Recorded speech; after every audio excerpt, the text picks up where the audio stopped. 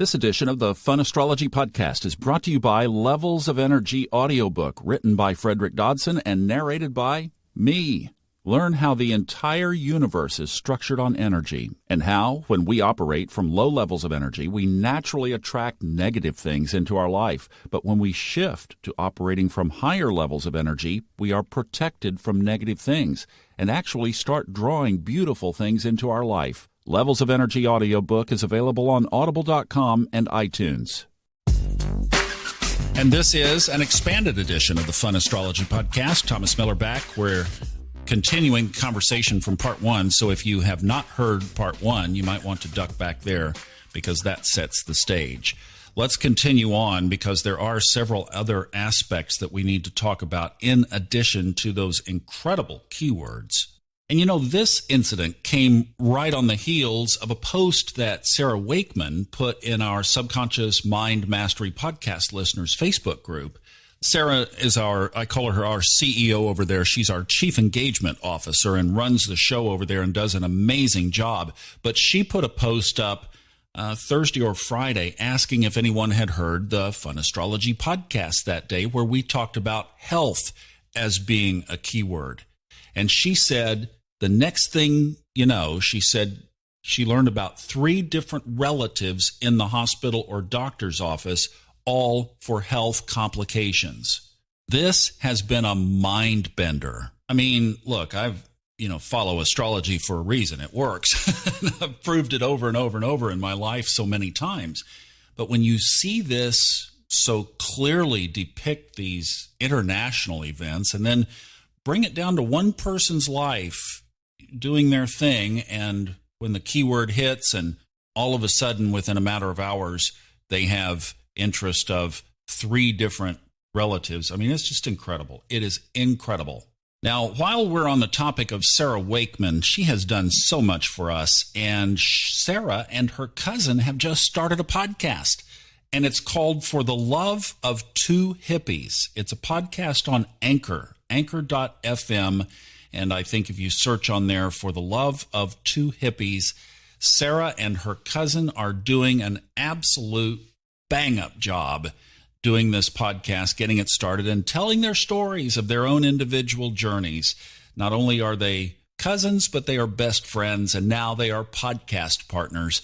So if you want to hear from 2 young ladies who are just really in tune with their spirituality and working this out and practicing it, check that podcast out, For the Love of Two Hippies. Now, let's talk about the other aspects going on today because they are significant. First of all, Mercury, the one that we've been talking about, conjuncts Neptune today. So whatever's going on over there will have more energy added to it. And obviously, with Mercury playing out of bounds, anything Neptunian could be influenced or colored by Mercury's seasoning. So our spiritual intuition might take a unique twist over the next couple of days. The other thing is, remember, the shadow side of Neptune is the fog, the lack of clarity. We get the inspiration from the spiritual side, and then when we get in our head, we get, well, it's confusing. We don't see clearly. And Mercury will only mess that up. So one of the things you can do if Neptune is strong in your own chart, meaning that it's in a position in an aspect or close to other planets, like mine is sitting right on top of my sun. Well, whenever Neptune comes around, I perk up. Now, if Neptune is sitting off in, let's say the 4th house, and it's in the sign of Cancer, well, that's not necessarily a strong position if it's sitting out there by itself. But if it is tied in with other planets, then realize that Mercury is not playing fair, and there could be some confusion around the spiritual areas. I think what's wise to do in this case is to have somebody who has your back run any Neptunian or communication-related kinds of things by them for about the next 3 or 4 days. Hopefully they are somebody who understands astrology and is willing to speak this language with you and just say, look, I've got a lot of Neptune and I just want to run this by you before I engage in this. Or think about before sending that email to set it in the draft folder for 30 minutes and think about it. Or maybe even talk to somebody about that. Have somebody who has your back. Now, the other big one is the sun is conjuncting Chiron and is semi-sextile Uranus. I mean, there's just stuff written all over this chart that could present some challenges as well. Because remember, Chiron is our unhealed wound. It's an area of our life that basically we're going to be with for most of our life. If you take the mythology comparison, Chiron injured his foot. He was a centaur, injured his foot with an arrow, a poisoned-tipped arrow. He was immortal, and he basically traded his immortality, but in the process never was able to heal his foot. And so the astrological interpretation is it's something basically that you take to your grave. You work on it? Yes, absolutely. I've been spending a lot more time with Chiron lately, actually. And today, as of 4:08 this morning Eastern Time, the sun is conjuncting Chiron. So that is only going to amplify whatever that area is in your chart. You say, well, where is it? Well, some charts actually don't even show it. And here is where you have to learn the synthesis of how to put the pieces together.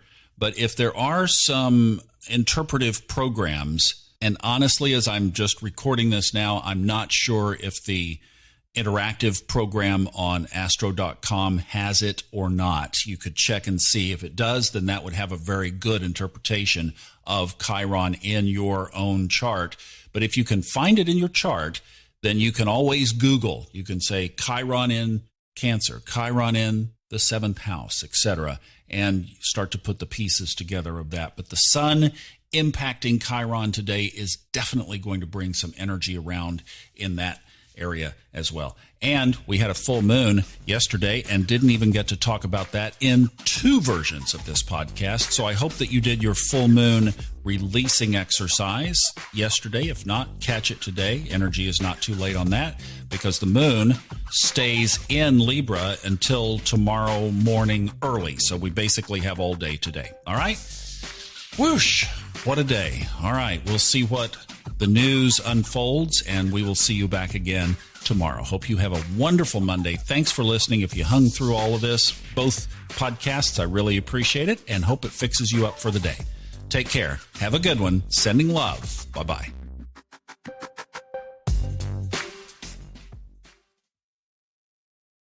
This edition of the Fun Astrology Podcast is brought to you by Levels of Energy audiobook, written by Frederick Dodson and narrated by me. Learn how the entire universe is structured on energy and how, when we operate from low levels of energy, we naturally attract negative things into our life. But when we shift to operating from higher levels of energy, we are protected from negative things and actually start drawing beautiful things into our life. Levels of Energy audiobook is available on audible.com and iTunes.